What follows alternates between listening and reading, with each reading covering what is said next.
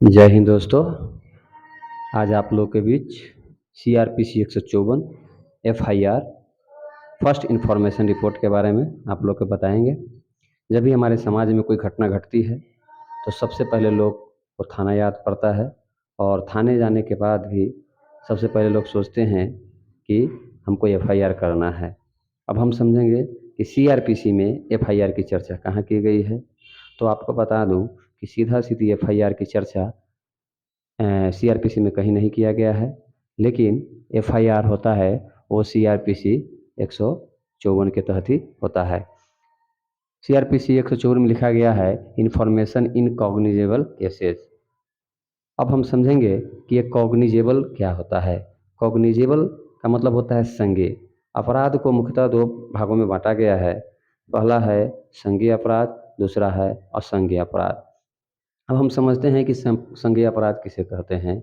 संज्ञेय अपराध वैसे अपराध होते हैं जो गंभीरता के मामले में बहुत बड़ा होता है। जैसे आप देख सकते हैं कि मर्डर, रेप, किडनैप, चोरी, ये सब जो होते हैं ये गंभीर प्रकृति के अपराध होते हैं, जिसमें जनमानस को एक बहुत बड़ी क्षति होती है।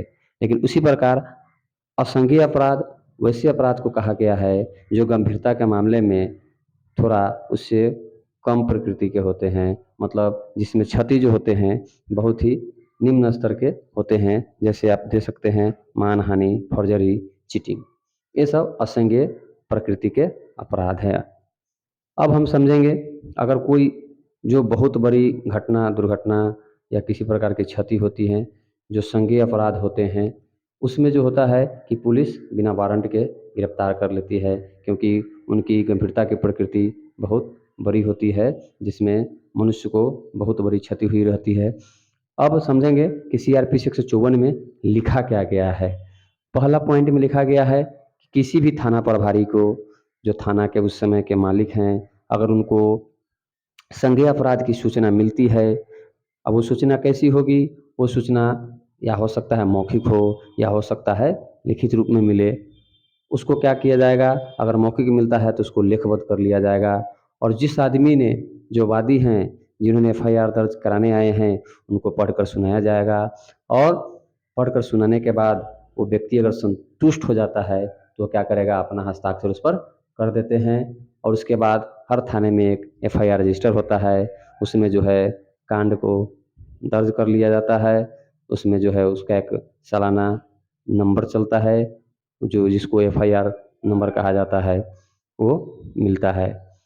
अगला है कि अगर वो जो घटनाएँ हैं, जो संज्ञेय अपराध है, अगर महिला से संबंधित होगा, जैसे 326 के क ख जो तेजाब से संबंधित है, या फिर आप कह सकते हैं 354 का है, 376 है, 509 है। अगर इस प्रकार की कोई संज्ञेय अपराध हुआ है किसी महिला के साथ, तो वो अपनी बात जो है किसी महिला पदाधिकारी, पुलिस पदाधिकारी या किसी महिला अधिकारी को भी अपनी बात उसके समक्ष दर्ज करा सकते हैं। अगर उसमें भी दिया गया है कि अगर वो महिला स्थायी या अस्थायी रूप से दिव्यांग हो, मतलब शारीरिक या मानसिक रूप से अक्षम हो, है ना? तो उसके लिए स्पेशल प्रावधान ये किया गया है कि उसको जो है उसे उसके निवास स्थान पर या उसके सुगम स्थान पर महिला पुलिस पदाधिकारी या महिला अधिकारी को जाने का प्रावधान है। साथ में द्विभाषीय भी ले जाने का प्रावधान है, ताकि कोई बोलने में सक्षम हो तो उसकी इशारों को समझकर उसकी बात को दर्ज किया जा सके। विशेष प्रबोधक भी उसके साथ लगाया जा सकता है।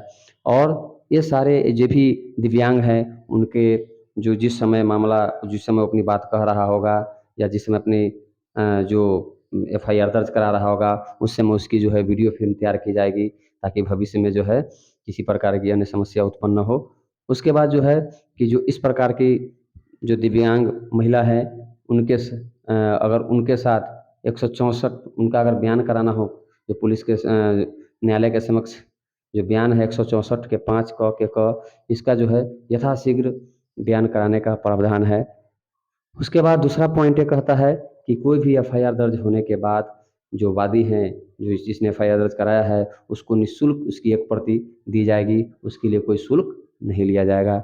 उसके बाद जो है बहुत लोगों के प्रश्न होता है कि हम थाना में गए हैं, मेरा FIR नहीं लिया गया है, थाना में गए हैं, मेरा कांड को दर्ज नहीं किया गया है। तो उनके लिए भी 154 के 3 में प्रावधान किया गया है कि अगर आपका एफआईआर थाना में द्वारा नहीं लिया जाता है, तो आप अपनी बात को एक लिखित आवेदन तैयार कीजिए और उसे डाक द्वारा एसपी को, जो संबंधित एसपी है जिस जिला में आप रहते हैं, जहाँ कंप्लेन दर्ज करना है वहाँ आप भेज सकते हैं। अगर एसपी साहब को यह विश्वास हो जाता है कि हाँ, इस कांड में सत्यता है, तो वह मामले का अन्वेषण स्वयं कर सकते हैं या अपने किसी अधीनस्थ से करवा सकते हैं। अगर कोई भी अधीनस्थ जो मामले का अन्वेषण करेंगे, उनका पावर जो है उस थाना के प्रभारी की ही होगी जिस थाना क्षेत्र में वो घटना घटित हुआ है।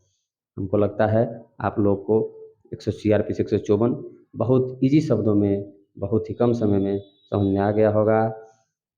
आप लोग इसी तरह इस चैनल को नए-नए टॉपिक के साथ आसान शब्दों में समझने के लिए देखते रहिए। जय हिंद, जय भारत।